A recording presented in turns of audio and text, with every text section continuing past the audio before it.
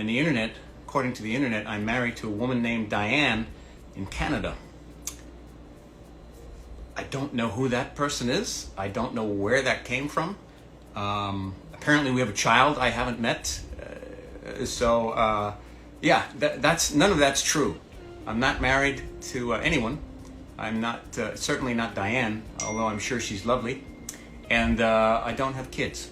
Playing Jesus in a show watched by millions of people around the world does make you famous, and that fame comes with its consequences, like all the false rumors Jonathan just mentioned. Suppose you're an attractive person portraying perhaps the most famous person in history. In that case, people are more likely to be curious about your personal life, wondering whether you are taken, have a family, or dying from loneliness. The video I showed you at the beginning was from last year, and since then, the situation has not changed in Jonathan's life.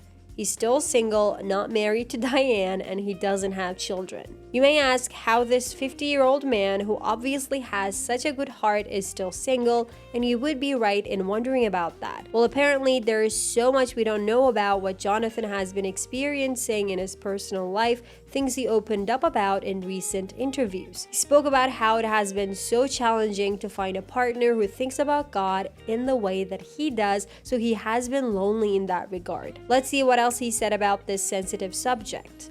If you've been following my channel, you'll know that I made 1 or 2 videos about Jonathan's recent interviews where he seemed exhausted and even a little depressed after shooting a giant The Chosen season filled with lots of heartbreak and betrayal. Jonathan especially pointed out the heaviness of certain scenes and how shooting them made him feel emotionally and physically tired. He even mentioned how he would shut himself out after particular scenes because he wouldn't know how to talk to people in that mental state. I also talked about how Jonathan has been moving from one project to another without really resting, and all of you in the comments also agreed that he looked like he needed a rest and a good hug. But the reason Jonathan looked so sad in the season 5 interviews was not only the result of his physical and emotional exhaustion coming from months of filming the show, it was also the result of his personal struggles in trying to be closer to God. Jonathan said that before he decided to solely focus on projects that had a religious or moral message,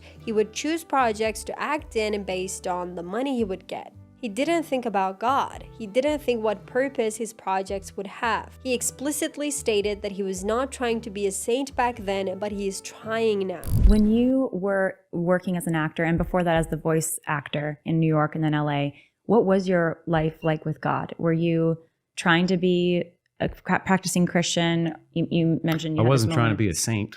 Okay. Now I'm trying to be a saint. What's the difference? Everything is the difference. It's what are your priorities in your life? How are you living your social life? Well, how do you feel about the issues of life? According to the interview, Jonathan didn't think someone like him could strive to be holy and fully devoted to God.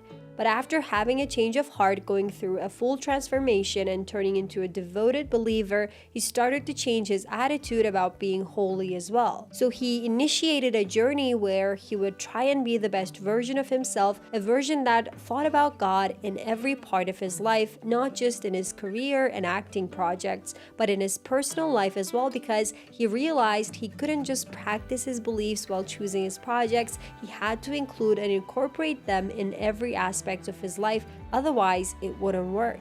I hadn't considered what it meant to be holy. I thought that was something that that wasn't attainable for somebody like me, you know. And then when I surrendered that, it wasn't just about my career. It began a series of well, even prior to that, there began a series of steps in my personal life and my relationships where I'm like, I can't date the same way anymore. Like, these things haven't worked. Why haven't they worked? And here's why. And what I realized is that, like in my career, God wasn't first in my relationships. After having that realization, Jonathan began looking at his past relationships and had a moment where he understood the dynamics of his past relationships. Jonathan believes in God, but his partner didn't. For some reason, he thought that he would be okay with that. They would find a way to make it work, but that didn't happen. Jonathan realized that he couldn't be with a woman who didn't prioritize her faith. So it's like, well, I have faith, but if she doesn't, that's okay. I mean, live and let live, you know. And then I realized, like, no, I don't think it can work like that for me. When you're on this journey to get closer to God in every aspect, and to achieve, you know, this level of holiness, or this nearness to Christ, it has to fundamentally change how you live your life. It's not so difficult to understand Jonathan and his concerns. Think about Dallas and Amanda Jenkins, who have been married for 26 years. If Amanda was not also a faithful person who believed in the importance of creating Bible-based projects, their relationship would not work. If one partner in a relationship has a life focusing on the Bible and working to spread stories from the Bible, the other partner has to be involved in that lifestyle too. Otherwise, it would be too difficult to maintain that relationship.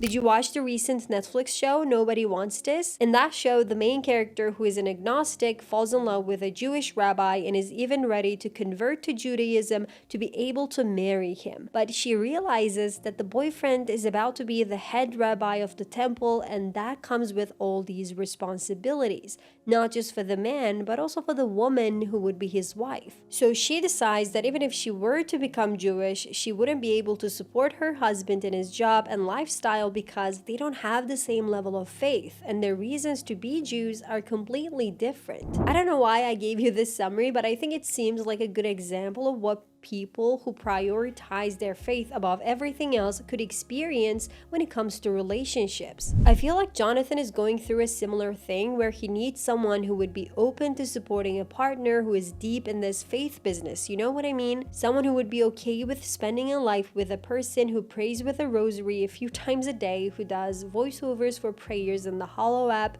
who plays Jesus in a faith-based show. Jonathan needs someone like him, someone who also seeks to be holy and a saint, someone who tries to be closer to Jesus. Otherwise, he's forced to remain alone. And it's only normal for all of these to make him feel lonely and sad. I said all of this and talked about relationships. I'm curious about what you think about all of this. Is this the way your relationship goes? Would you be okay with a partner who doesn't have faith? Tell me in the comments. And if you want to see more Jonathan Roumie interview moments, check out this video.